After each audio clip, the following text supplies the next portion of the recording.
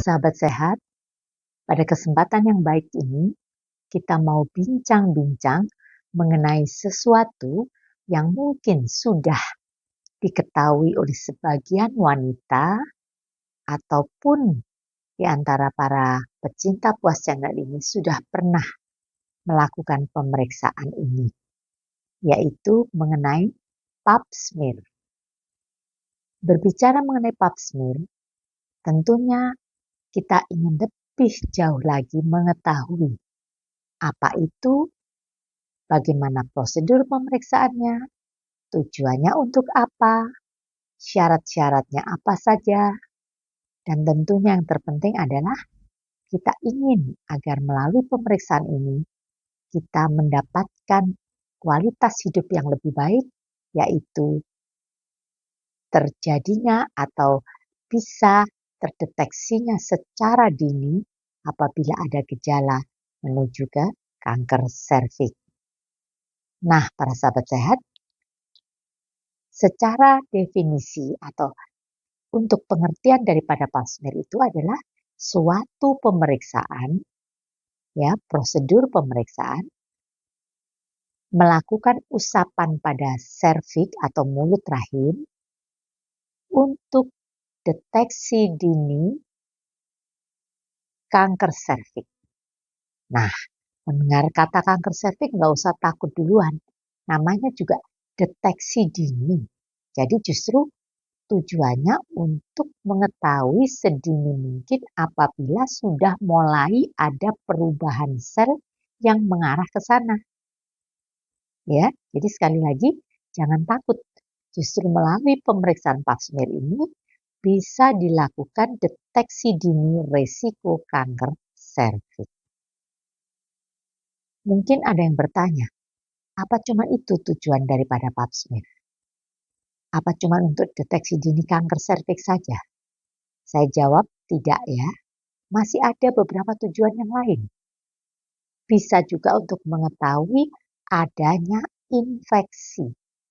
Nah, infeksi itu bisa disebabkan macam-macam.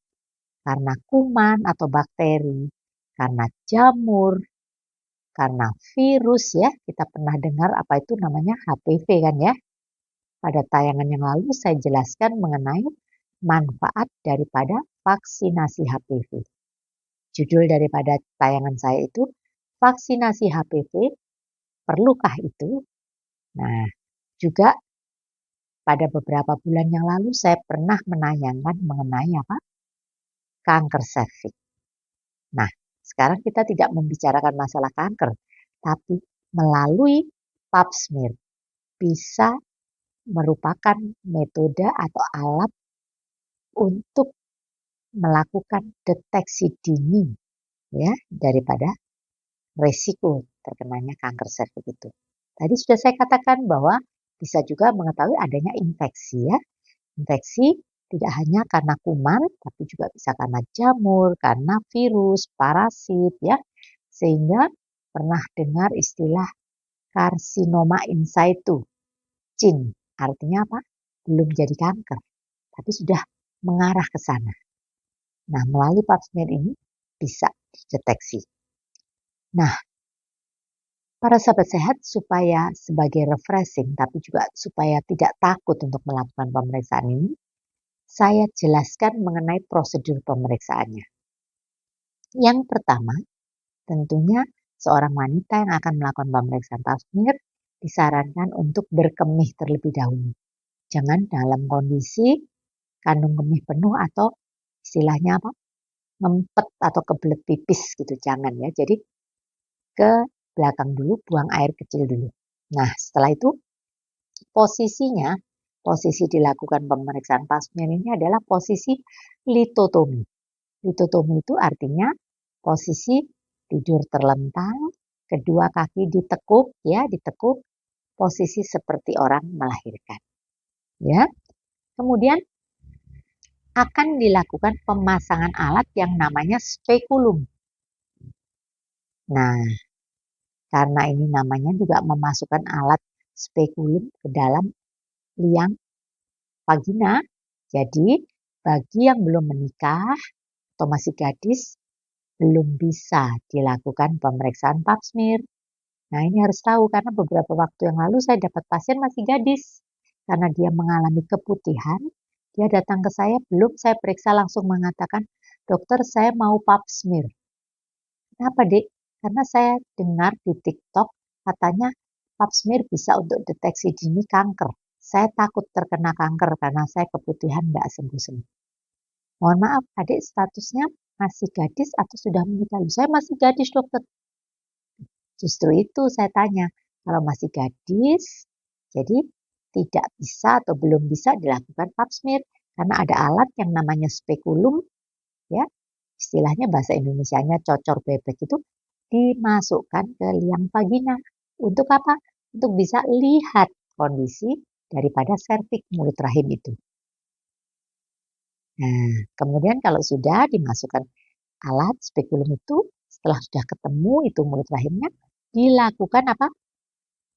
Pengolesan atau dimasukkan alat kecil begitu namanya spatula ataupun sitobras dimasukkan di mulut rahimnya itu dioleskan begitu searah jarum jam.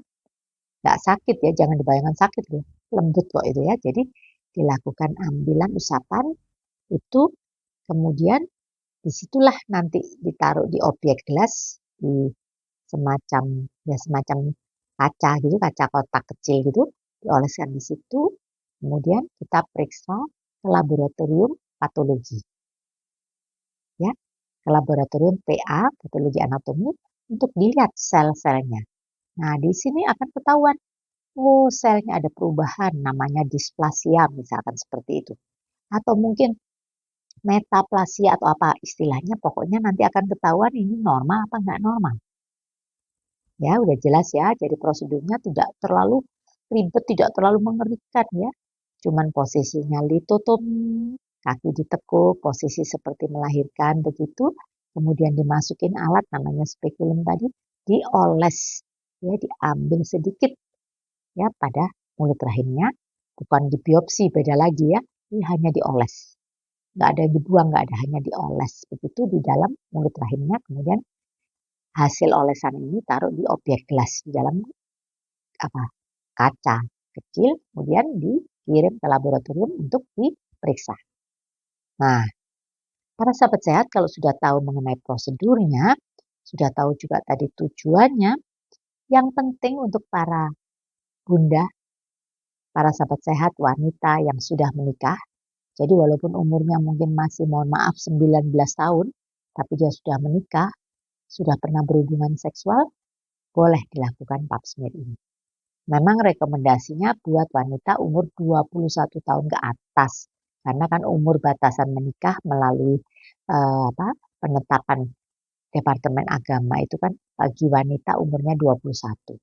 Tapi kalau seperti tadi pagi saya menolong persalinan seorang ibu usianya masih 19 tahun, jadi dia memang menikahnya muda, masih umur 17 begitu.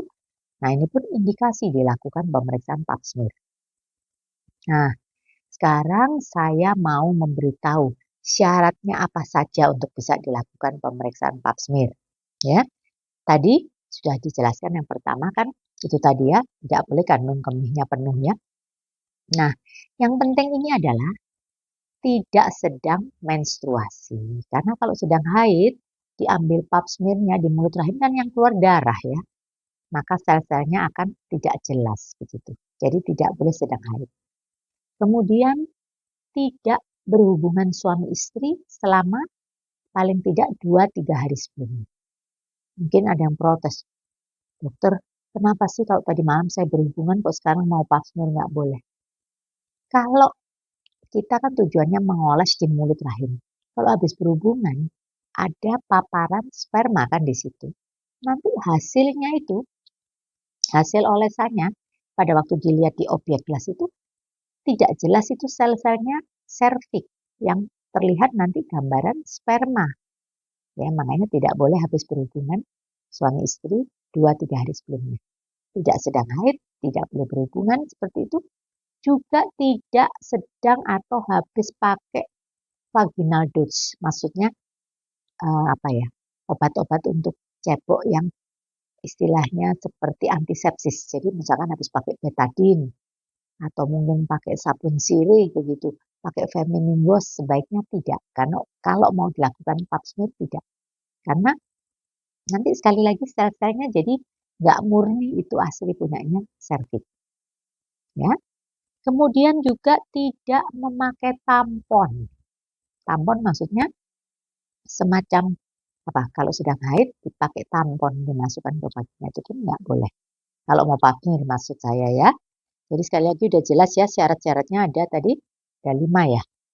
Tidak sedang kebelet pipis atau kandung kemihnya penuh, tidak sedang haid, tidak hubungan suami istri selama 2-3 hari sebelumnya, tidak memakai vaginal douche, tidak memakai tampon.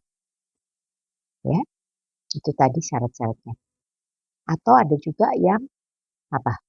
Tidak pakai alat KB yang masuk ke vagina, katakanlah semacam jelly atau spermicide untuk membunuh sperma, pokoknya yang dimasukkan ke vagina nggak boleh. Tapi kalau dia pakai alat KB yang lain, misalkan saya pakai IUD dokter, nggak boleh apa? Boleh. Saya SKB-nya suntik atau susuk, boleh.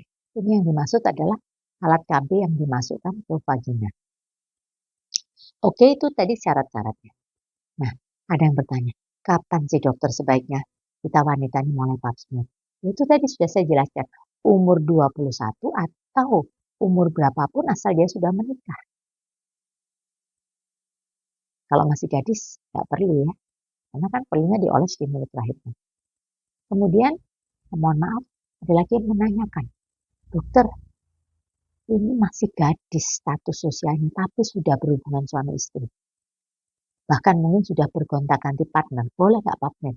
Sangat boleh ya.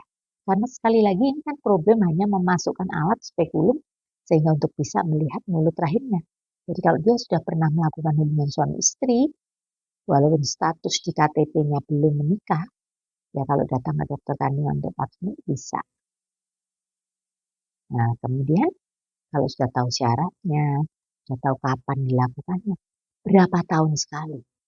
Saya sering mengatakan kepada para bapak, istri Anda diberi hadiah ulang tahun, supaya nggak lupa nih, kalau ulang tahunnya kan nggak mungkin lupa ya.